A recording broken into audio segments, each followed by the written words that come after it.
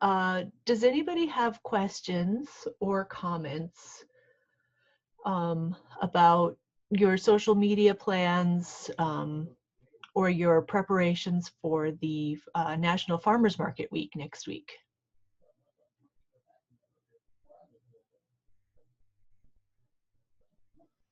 You, everybody in pretty good shape? You feeling good about it?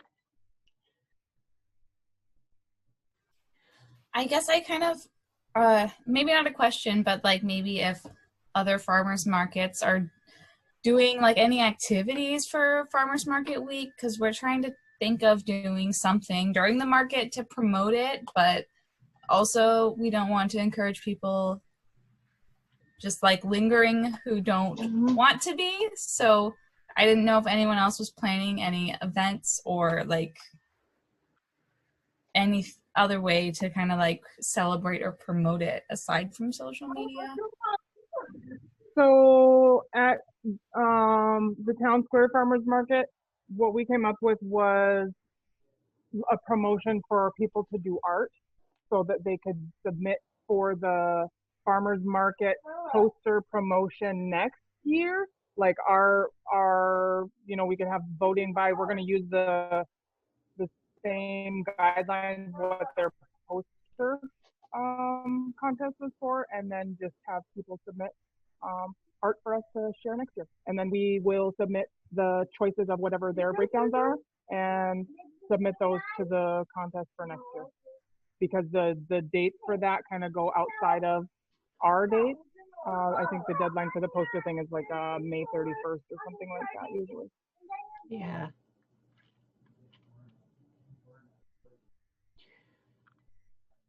I had one thing to mention. So this week is actually our 13-year anniversary on the day, August 1st, is when Marv and his wife started the North Prairie Farmers Market. And in tandem with National Farmers Market Week, I was just wondering if there's any ideas as to what we could do. I mean, again, being with COVID and everything, trying to not exactly get people to hang around, but also want to do some type of celebration.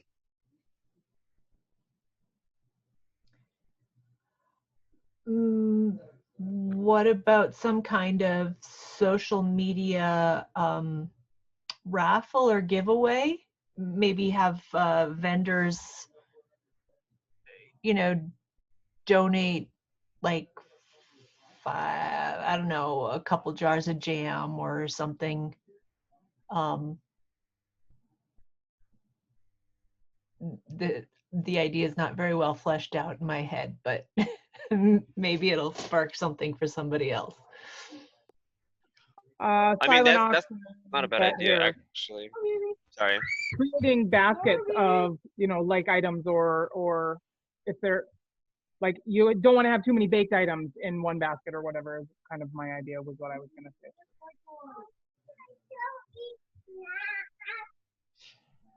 I like the basket idea, and maybe it's a way to get people's contact information if they're willing to fill out a drawing, and we just give away a collection from the market that day. The only thing I think would be is if they had produce in the basket, they'd have to make sure to come pick it up that day. But yeah, I think that's a cool idea. Thank you. If they have to come pick it up, that means they have to come to the market. Maybe they'll see something else they like.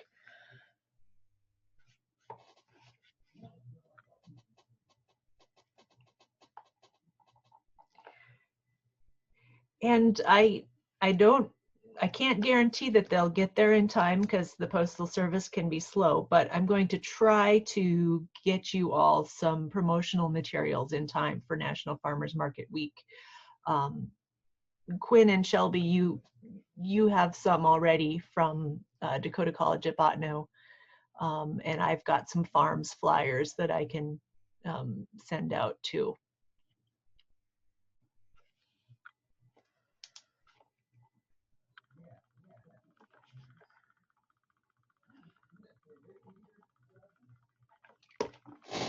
You guys have got some great ideas going for Farmers Market Week. I'm excited to see what you guys do next week. So, Erica, I'm going to give the floor to you, and the rest of the hour until 7 o'clock is yours. Fabulous. Awesome. Hi, guys.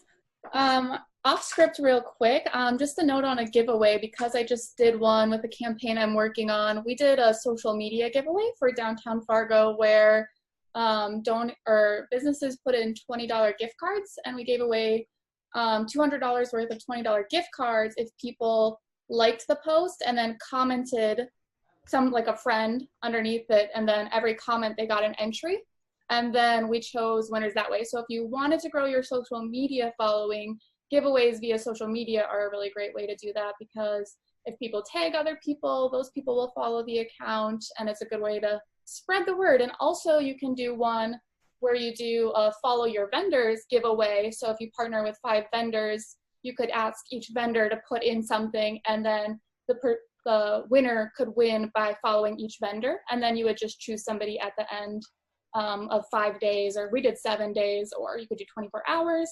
So that's a great way to grow your vendors' followers as well if they have social media accounts. So there was a note on that. Do you want to make it so I can share my screen? Yes. Fabulous.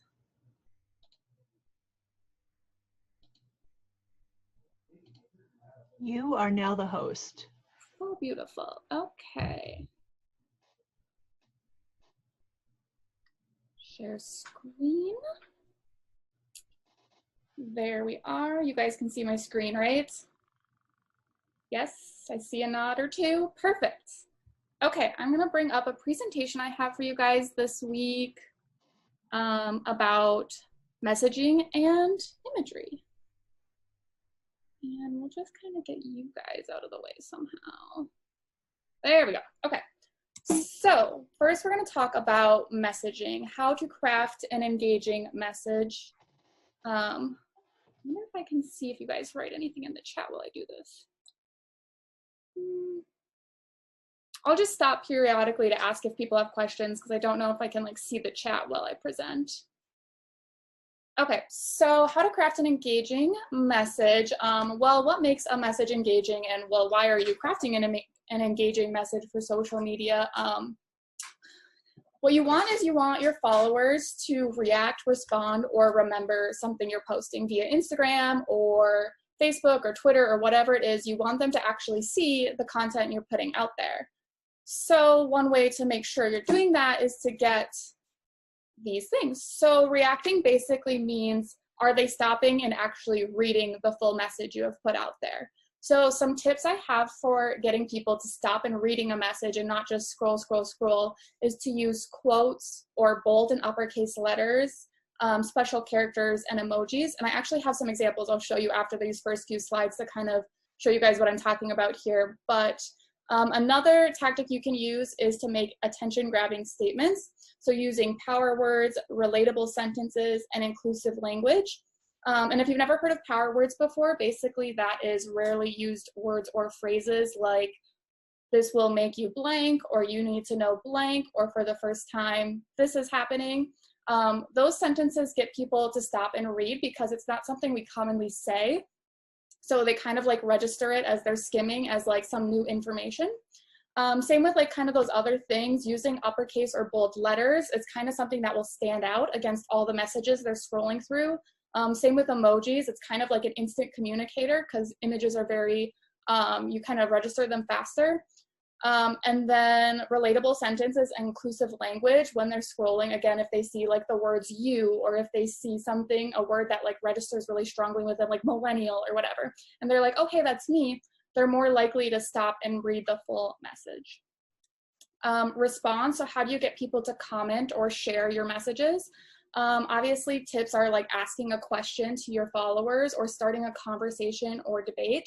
The key here is to remember that social media is a conversation, and you don't want to make it just for sales and just for saying, hey, buy this thing. You want to start actual conversations around your vendors and around the farmers markets and around the topics, because that's going to create more of a connection with your audience, which we talked a lot about last time.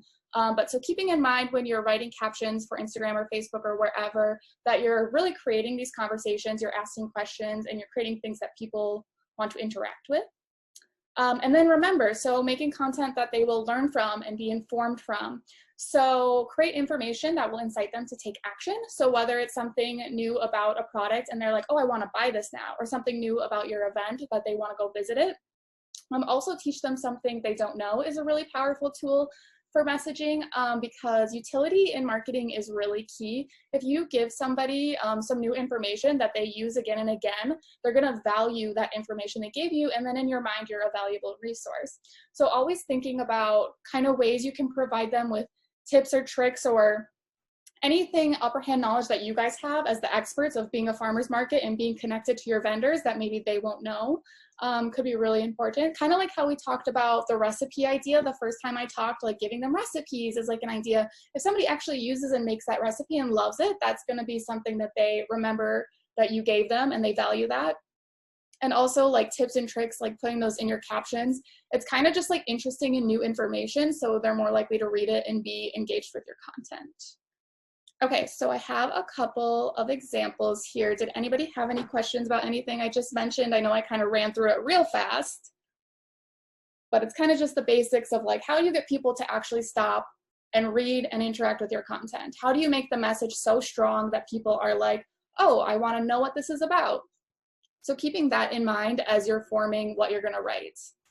Okay, so here is some do examples. So on the very left here, I have Others Shop, and their caption, they wrote, hand sanitizer provided with an emoji. We know you don't like it. We know it smells like liquor. We know it's runny. The reason blank, blank, blank. So what's really, really great about this caption is that it's super relatable for everyone right now. Everyone shopping in downtown Fargo is putting hand sanitizer on, and it smells like liquor, it smells like alcohol.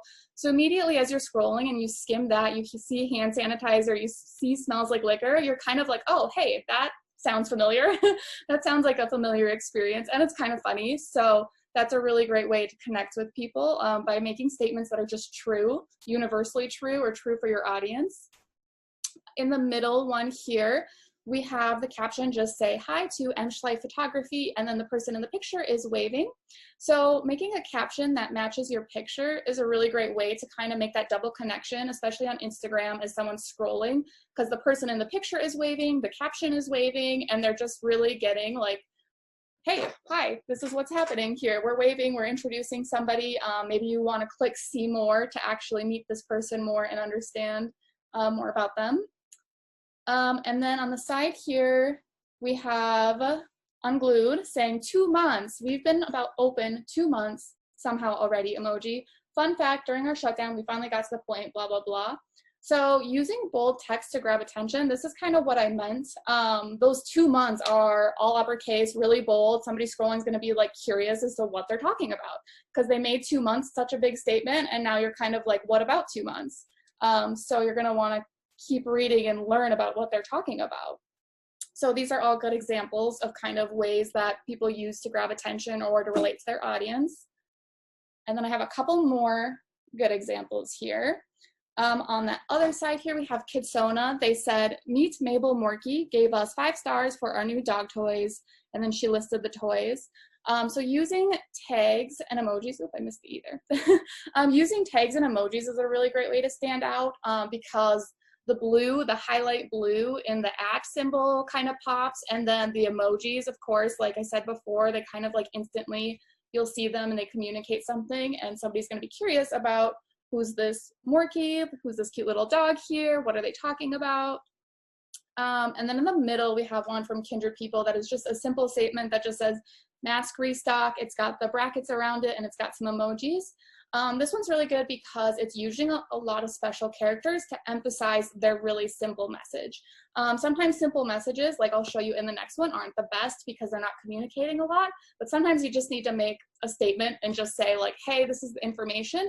And if people are scrolling through Instagram, that's kind of what everybody does, right? There's just caption after caption after caption. So any way you can make it stand out with special characters, the parentheses, the loud letters, the emojis. Of course, you don't want to be like obnoxious. You want it to make sense for your brand and you want it to make sense for what you're saying, but it is a good way to kind of grab people's attention. And then on the very end here, we have Kilborn saying, tell us, why do you shop small in downtown Fargo? while you're at it, follow Shop Small Summer to stay up to date, blah, blah, blah. So this is really great because they're asking a question, of course. So they're getting comments from people. They're starting conversations with people. They can reply to those comments. And then they're getting more people involved with their posts by tagging multiple people, and people in the comments are tagging people. So this is a really great way to gather interaction if you're asking a question. And then here are some not terrible examples, but just kind of like what doesn't work the best. So on the very end here, we have boots and heels, and they just said happy Monday. And there's nothing wrong with that. But sometimes really simple and short messages can just like, they don't really make you stop. They don't really make you think anything. You're just kind of like, okay, like it's Monday. So with a short message like that, you can either make it pop more by adding more emojis to communicate something about what you feel about it being Monday, or make it like outfit of the day on Monday or something like that. So definitely, like, although simple and short can be really great on social media, it also has to have an impact. So simple statements like happy Monday or so glad it's Friday or whatever are really common, and people want to use those. I see those all the time. But also you're not really relating to people. Like, what is that actually saying? You're not really informing people. You're not really having a conversation with people. So think about how you can just turn that into a conversation or something interesting. The middle one here, we have Gallery 4 said, come browse the Made in Fargo gift shop inside Gallery 4, a variety of smaller size pieces which are perfect for gift giving, and several unframed prints for you to mix and match. So this is all really great information, but it kind of comes off as like a lot of text, and there's no emojis, there's nothing really breaking it up, and it's really kind of complex sentences, so it can be kind of hard or unnatural for people to stop and read something like that. I would recommend, if you have a lot to say, to either put spaces in between or emoji breaks, or use extremely simple sentences. So one thing they could have did is they could have said, come browse, and then like all caps, Made in Fargo gift shop, exclamation point, like just a super simple sentence. And then find this inside Gallery 4. We have a variety of pieces. Just kind of turning your sentences into something really digestible, because people are, like I said, going. You want them to be able to grab the information as quick as possible. And then on the end here, this one really isn't that bad, but just be careful about sounding too salesy. So they just wrote, spend time reading this year, and you need our cute butterfly bookmark to save your spot. So again, nothing really too wrong with that, but using words like you need this can kind of come off as salesy sometimes. Instead, try to take the approach of like you're sharing something like, oh, we just got these really cute bookmarks in the store, they're awesome, or something like that, or like spice up your books with these cute bookmarks. I don't know, something like that, where it's like you're sharing something that you really love and you think is really cool, instead of saying like, come buy this, because people don't like to be sold to 24/7, especially on social media, because it is kind of a platform where they want to interact more. All right. So when it comes to captions, here are some other tips I have for you. There's this thing in the marketing world called copy stalking, and that basically means that you're looking at what other people are doing in your niche, looking at how they write, what they ask, what questions they ask, what tone they take, and seeing what works for them, and then kind of trying that out on your own platform. You don't have to ask the same questions or say the same things, but just kind of getting the feel for what's working for them, like, are big paragraphs working for them? Are simple statements working for them? And gathering a bunch of resources and kind of like forming your message to kind of mirror that can be a really great way to get started when you're unfamiliar with writing in this format. So finding other farmers markets that are maybe bigger or in other cities that are really successful, and kind of seeing how they craft their messages, and then kind of mirroring that can be a really good way for you to learn how to make your messages. And then kind of remember that with every post, you want people to either get to know you, like you, trust you, or to take an action. Like I mentioned before, think about like what the purpose of the post is. What are you writing? What's the reason? Are you trying to share information with them? Are you trying to sound relatable? A lot of times people post on social media without thinking too deeply into it. But when it comes to marketing, you really do want to have a reason behind things, because that's how you know you're actually going to be getting to where you want to get as far as like awareness or gaining followers or whatever it is. Kind of like we talked about when I first talked, what is your ultimate social media goal? Crafting your messages and all of your content to kind of reflect that goal so that you're achieving it. And then this bottom one is also a really good reminder. People want to feel like they're a part of something, part of a company story, and that they matter. Creating content that does that helps forge a bond between the business and its customers. So we're already like one step ahead because you guys are farmers markets. You're already so involved with the community, really connecting in on that and making your messages reflect things and stories about your farmers and about your community and about you guys, I think is going to be how you reach people the most. Maybe some of you have already started your accounts and you've already posted. I kind of looked through some of them and I saw that you posted pictures of people, and you probably noticed that those do like way better than pictures of anything else. That's kind of just how it is. People love to see other people. So those will always do really well. And when you connect with people in your captions as well, those will always do really well. Okay, any questions about how to write captions so far? Any like thoughts about anything I said or what you guys have been doing so far? I have a question. Yeah. I'll keep it short because I don't want to hog the time. I want the students the interns are the ones who should have the questions. But I have tried asking questions on FARRMS Facebook page to generate more engagement. And it's not something that's been done for a long time. And it like flopped like crickets, like no response at all. Yeah. What? You just keep trying or what? Yeah. So that's really, really, really common, especially when you haven't done it before, because your audience kind of is used to the content you put out. So if you suddenly start asking questions, it does take a really long to build traction. And sometimes some questions just do better than others. So sometimes maybe you just need to try out different styles of questions. Sometimes things, especially on Facebook, like comment a GIF that reflects your week. Although it doesn't have anything to do necessarily with your program, you're kind of creating that community and you're creating that that kind of like, what's the word? Like people like are starting to interact with you, so they'll start doing it more. So seeing what's popular and kind of doing that and then slowly starting to ask more questions. What kind of questions have you asked? I don't remember. It wasn't very fluffy. It was, well, we have a Farm Beginnings Facebook group, and I asked them to share what they were growing this spring. They were pretty shy about interacting. And I think I asked, something like it was like a opinion, like what do you like about something, or yeah. So as far as that goes, like kind of like my example, one thing you could ask is like, how's the growing season, like respond how the growing season's going for you in gifts. And then one thing I always tell people too is ask 2 of your friends to reply, because nobody wants to be the first person to reply. That's just how it is with questions on the internet. People are shy, like you said. So I usually will like ask 2 people I know, like, hey, could you reply to this question to kind of get the ball rolling here? People love GIFs on Facebook. That's why I recommend that. Otherwise,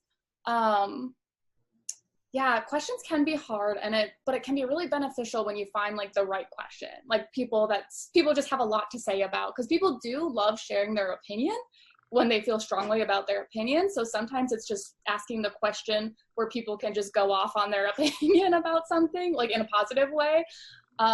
So yeah, I definitely say keep trying. And if you do keep trying and you've tried different formats and it's not working, maybe your audience just isn't the type to reply to questions. And that can be how it is with certain groups of people. Some people don't want to interact that way. So that's my thoughts on that.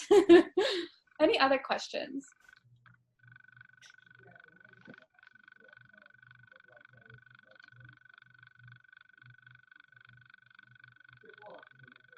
Nothing? I can move on to imagery then, and you guys can ask again at the end. It's whatever. So, okay, how to create attention grabbing imagery. I know you guys have talked about this a little bit. So this is all from my perspective. I've worked in social media, like I said, for 6 years. So I've kind of learned what works on social media versus like professional imagery. And I've kind of crafted some like tips for you guys, so I'm gonna go through those. My number one key for how I create imagery is I always try to create clean and organized, easy to distinguish, and imagery that creates a message so that it's attention grabbing. So let me show you what I mean by that. So editing. I always personally edit my photos really bright and clear. It can be really helpful if you guys have a consistent editing style, so you do the same editing on all your pictures every time, so that your audience will recognize it when it pops up on their feed. And I actually have a little video to show you for editing. Hopefully this works. I just did a little Instagram video of how I edit photos to show you guys an example of how I do it, since sometimes I know it can be way more helpful to see.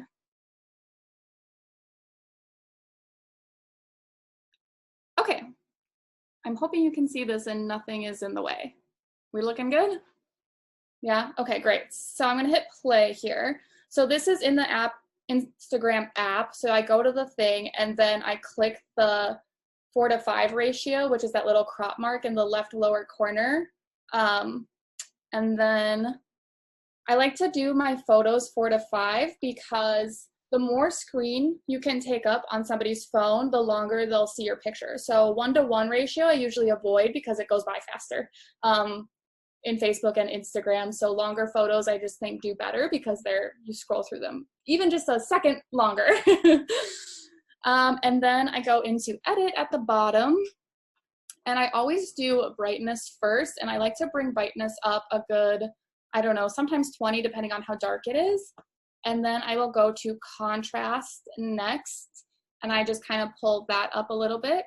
And then I pull structure up a little bit as well. I usually skip warmth and do that at the end. And I skip saturation, although I think I clicked on it, but I ignored it. I skip color and fade in Instagram because they don't really do much for me. And then I do highlight up a little bit as well. I kind of do everything around the 15 range, honestly, depending on the photo. I pull shadows up a little bit. You could do darker shadows if you prefer that look. I usually just brighten everything up by brightening shadows and highlight up. And then I go into sharpen and I pull sharpen up to make my photo crisper as well. And then I go back into warmth because that's gonna determine whether it's more of a yellow photo or a blue photo.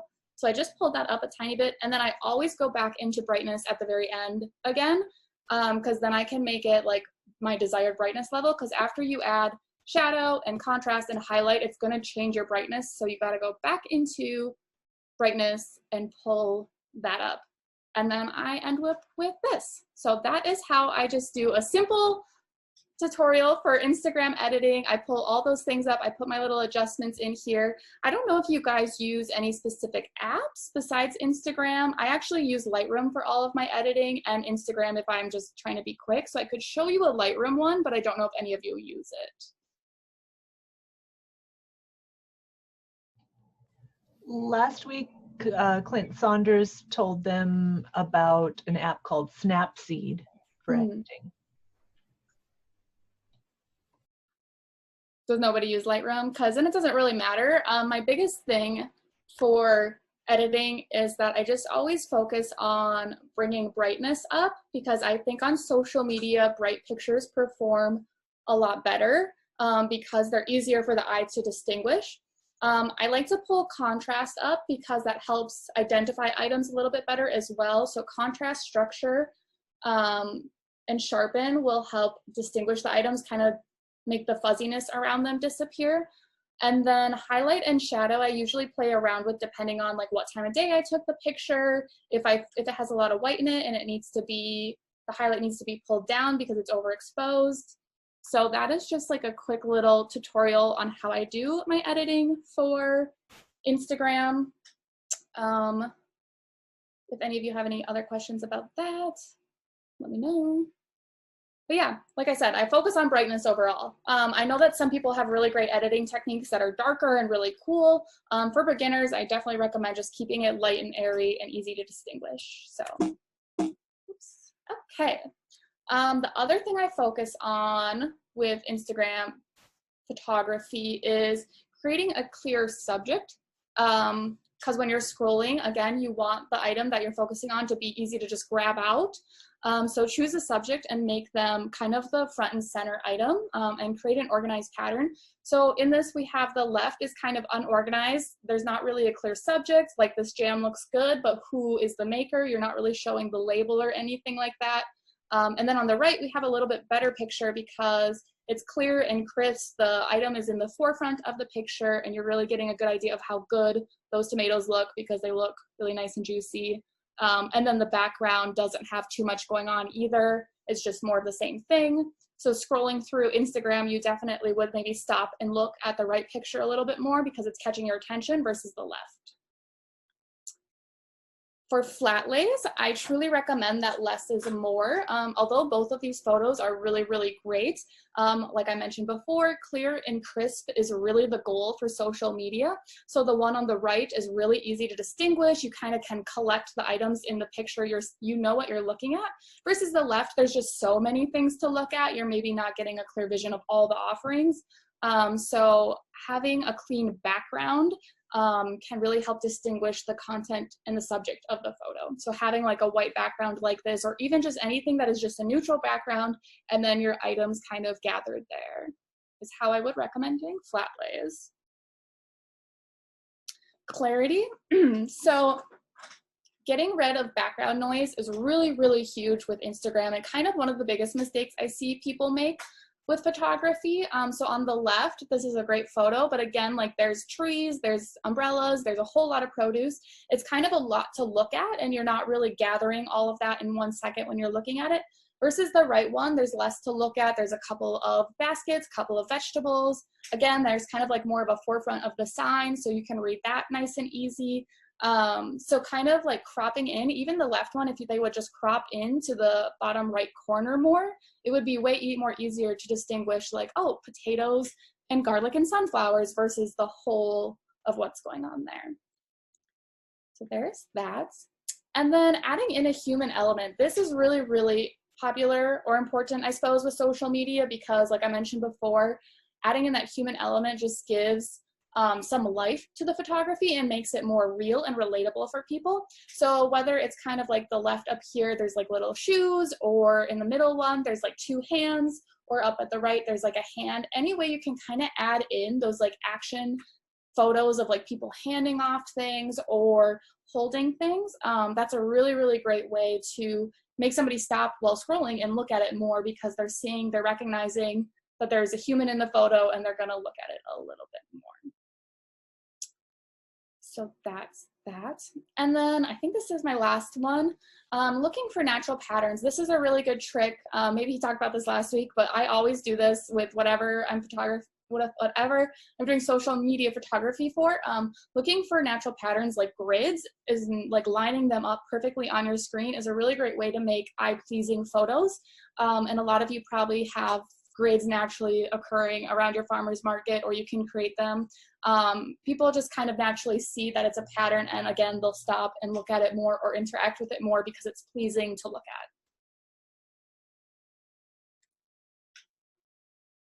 at. Okay, so a couple other tips I have for creating attention-grabbing imagery is to create 4 repeating styles that you take. So maybe you don't want to learn all of the photography, like tricks and tips and basics and all the things, but learn just 4 really well and repeat those throughout your feed. Kind of like how I talked about having categories that you're going to keep repeating, you can do the same thing with your imagery. So doing flat lays every couple of times, doing the hands, doing portraits, and doing grids every 4. That way you're making it really easy to identify what you're good at and get better at it because you're doing the same style of photos over and over again. It also adds to the consistency of your feed if you do stuff like that. Again, the second one is create 1 editing style and repeat. Kind of like I said, whether you make your photos really warm and you do that every time, or whether you make your photos really crisp and bright every single time, that'll really add to the consistency of your feed as well. And then content that performs well is always dogs, babies, people, and food. So as much as you can get of those as possible, you guys are lucky because you, I'm sure, see all of those things on a daily basis, but that is what performs the best on social media. So getting pictures of dogs and babies and people and food, keeping that in mind, that those always perform well, will help you guys out. And I'm sure you see them a lot. So, and then yeah, at the bottom, consistency is key and you will get better with time. I definitely did not start good at photography, but as you do it more and more and more, you just learn how the editing apps work, what angles work the best, and etc. All right, that is just my About Me page. Did anybody have any questions about photography tips?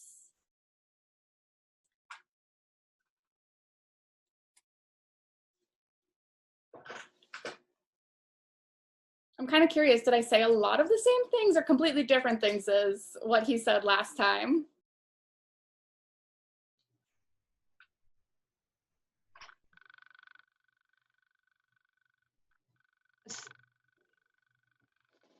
So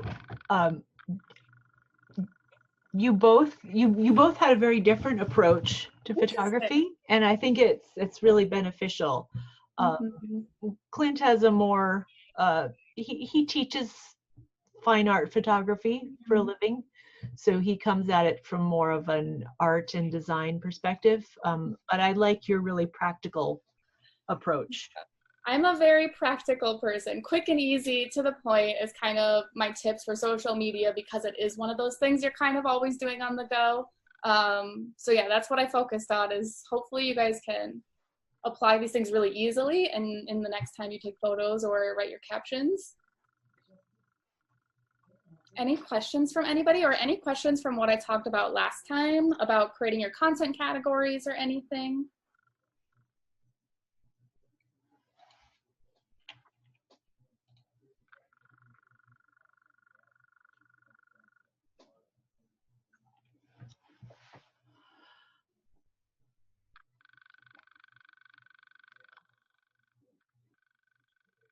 Let me.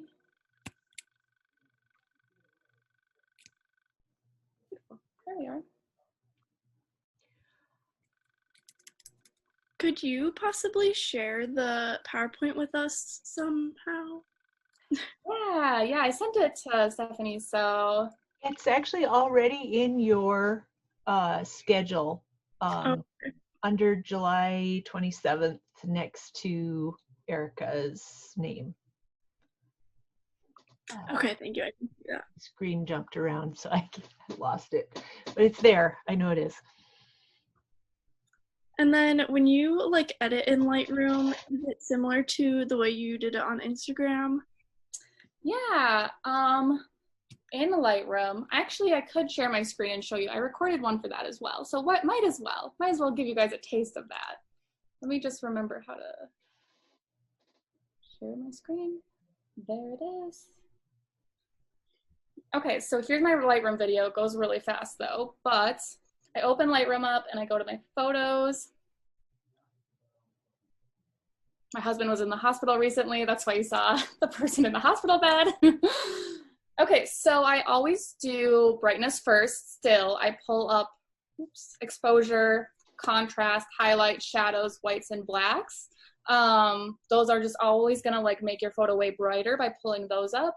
I skip color till the end, and then I go into texture, clarity, and dehaze to make my photos crisper. And then I go back to temp, and then you can really make your colors come out this way by doing temp, tint, and vibrance and saturation. So that can determine whether you want yellower photos, oranger photos, etc. So I just played around with those in this example here and just kind of slid them around so you guys could see. But yeah, basically the main one I focus on is that first like brightness, light levels, pulling up exposure, contrast, highlight, and shadows. And then I crop it 4 to 5 in your crop options there. It's a 9 to 16, I believe, if you're making a story image. And then, where it stopped, yeah.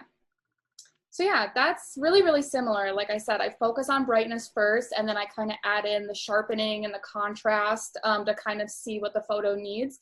If you're ever having a problem where the day is really, really shadowy, you're gonna wanna pull your contrast the other direction because it's probably gonna have a lot of shadows in it, and you're gonna wanna pull the shadows in the other direction just to lighten it up.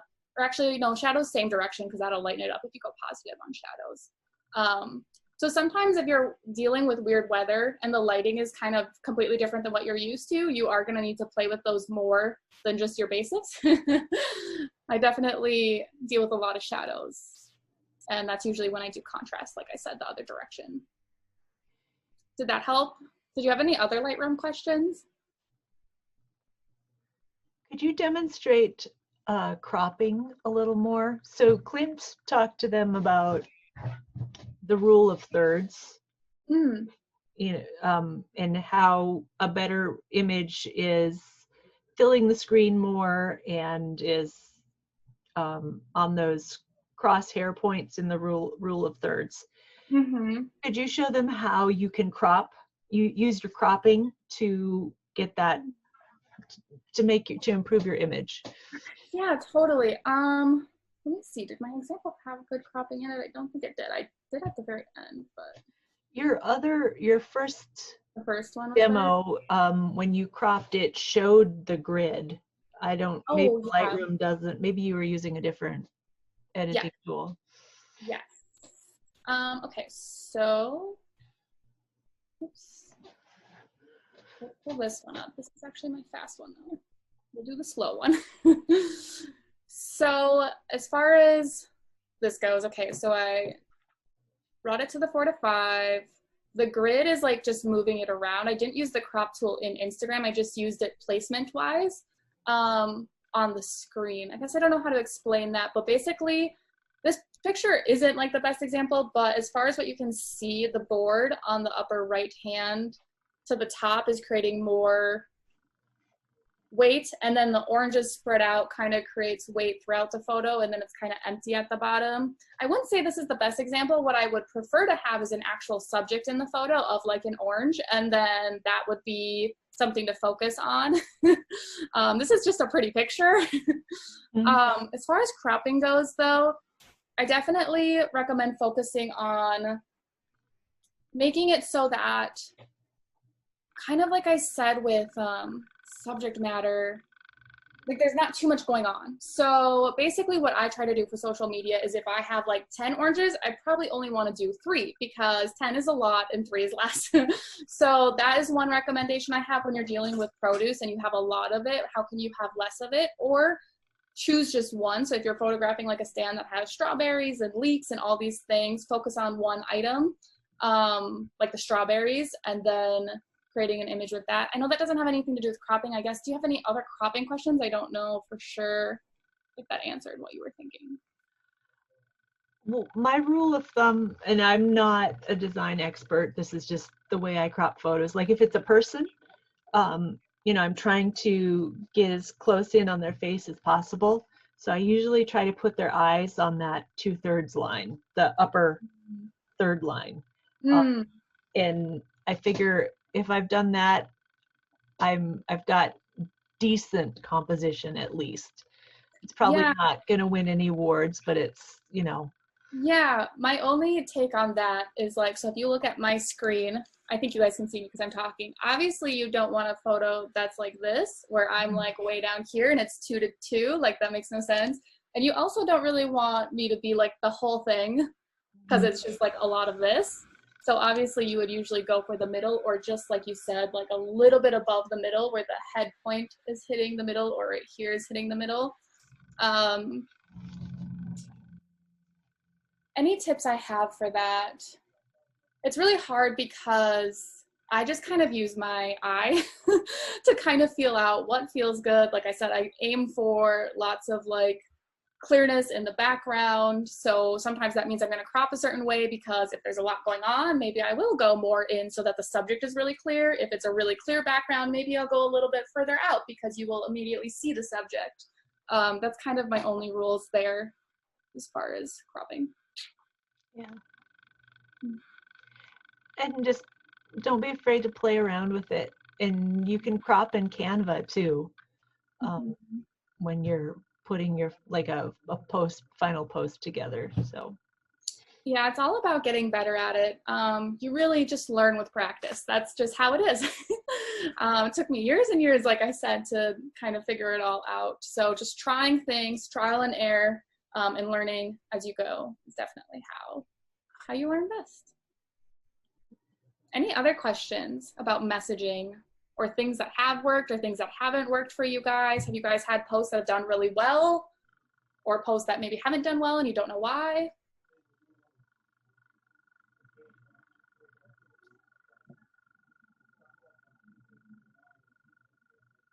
This is kind of not related to that, but do you have any tips for like taking good photos at the market? Like, should I be bringing like props or like pegboard or like stuff to like make my like, that's what I'm struggling with, is like, For sure. like those like nice backgrounds and like nice looking photos that people would like want to look at. Yeah, totally. Okay, so do you have any walls near you is my first question. No walls? Not This really. helps me know. Okay, that's good to know, because my first go-to when I'm in nature is walls. If there's like a nice white brick wall, which downtown Fargo has tons of, it's easy because it's like perfect. If you don't, I would maybe recommend getting a cream colored blanket or tablecloth that could really help you out to create maybe a consistency with flat lays of vegetables. If you just have one really good prop that you can kind of use over and over again, that's what I would recommend for that.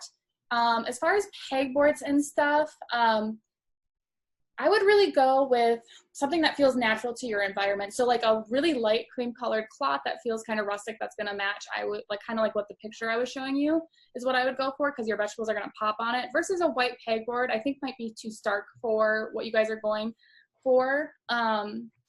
Also, do you guys have any printed totes, or do you guys not do totes? That's something we're kind of looking into this season, so we don't have anything yet, but If you have any marketing materials, I always put those in with any flat lays I do. Like if you have a little poster and you put some produce around it, I like to use those types of things in my photography. Again, you're just kind of adding that element of recognition for your stuff. I don't know if you guys have that, but if you had totes, I would say put a tote in with your flat lays or whatever. And then if you're in like a parking lot with cement, and the cement is all one color, hopefully, that might not be, no. Yeah. Kind of, maybe. Finding like areas that are just really consistent. So maybe it's grass, but all the grass is the same color, and you can put something bright in that grass, like strawberries open, right? That's kind of how I focus on finding like easy spots. I just look around and I'm like, where is just one color of something that I could add another thing that's going to pop against it? Otherwise, as far as props go, the tablecloth, let me think if there's anything else. What kind of vendors do you have? We kind of have a little bit of everything, like produce. We have some like apothecary vendors. Oh. So for apothecary, a really great ones for those is always like holding, like shooting like straight down and somebody's holding it. And then just make sure the background underneath the hands is like something really clean, so grass or gravel or your cement. I also love to recommend the good old-fashioned, like, here's this thing that we have. Just because it's like creating like such a focus on the one item, and you have the human element, and then you don't have all of my bedroom in the background or living room in the background, but whatever. Or tables. I know that you guys, the vendors, maybe bring tables, or maybe the vendors even have supplies. You could be like, hey, do you mind if I snag this basket for a picture real quick? Being brave and asking them is always good. So did that help? Some ideas there? Thank you. Yeah, totally. There's a reading in the materials about Instagram for farmers markets. And one of the things she suggests is making like a photo booth out of a market tent. Maybe some signage, like, and just, And so her idea was to make it so that customers could stop and take their own Instagram photos, like with their market haul or something. I don't know if anybody's tried that or if it appeals to them, but it sounded interesting to me. Yeah, the Red River Market does that truck with the sign, and that's always pretty cool. So having something like that's a spot that people take photos in is really great way to get people to start sharing your market on social media. Creating like contests, kind of going back to the giveaway. So creating a contest out of that, like share your photo at this spot and we'll choose whatever winner after 2 weeks. That's a really great way to grow your audience, get the word out there that you guys have social media pages, and then actually get people to start doing it, especially if it's a new thing. Like people aren't really necessarily going to know to go to that spot and take a picture, but to get people to kind of start doing it, giveaways are just a really easy incentivized way to get people to do it. So whether it's a gift basket or even just like if you have a vendor who's like a wine vendor, just giving away like a bottle of wine and some cheese from another vendor or whatever, just like a nice little package.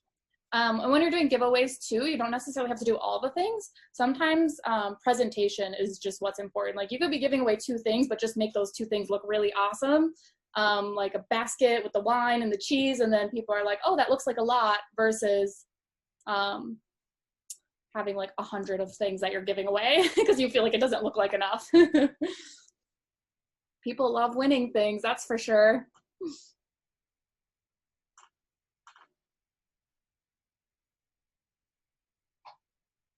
Any other questions? I'm trying to think if I had any last minute messaging tips for you guys. Like I said, remember to tag all the people involved every time you can.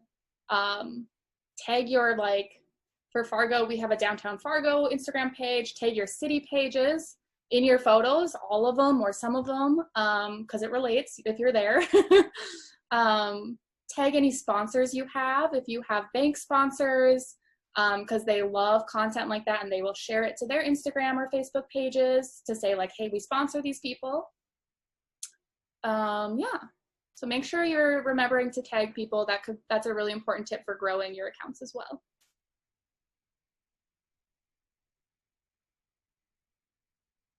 Any other last minute questions from you guys?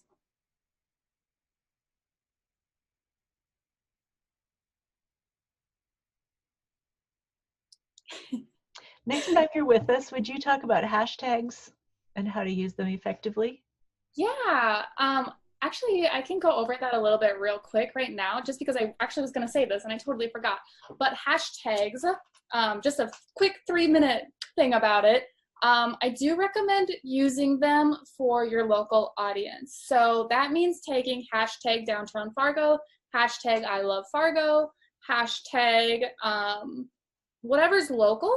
And then if you want to grow your pages, you can hashtag Farmers Market. But the whole goal of hashtags is that people actually follow them on Instagram and sometimes Facebook, but not really. And I follow hashtag I love Fargo. So I will see new people's content that I don't follow because I follow that hashtag. So that's kind of the purpose.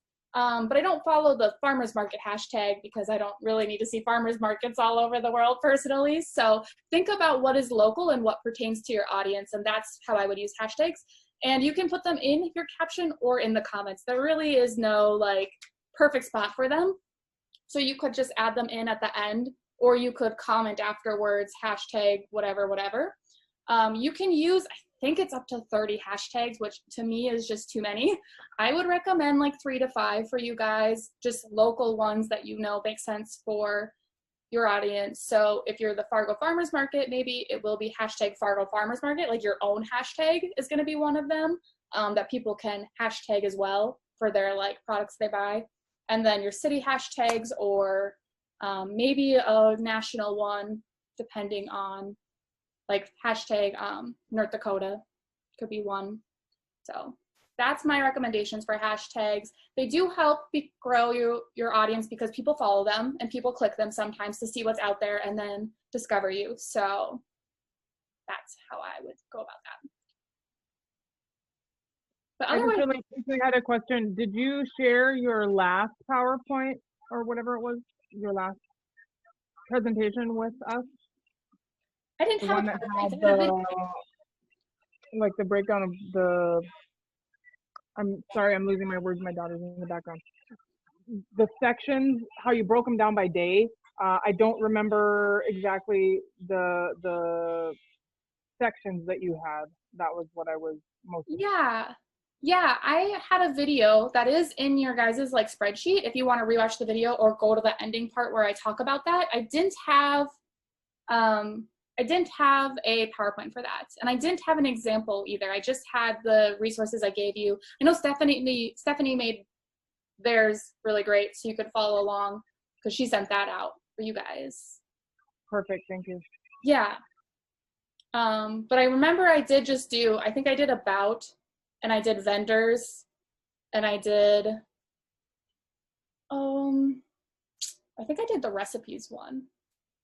And you could do sponsors is another really good one if you guys have sponsors. But that's what I remember so far. But I know there's a video you can go watch to remember.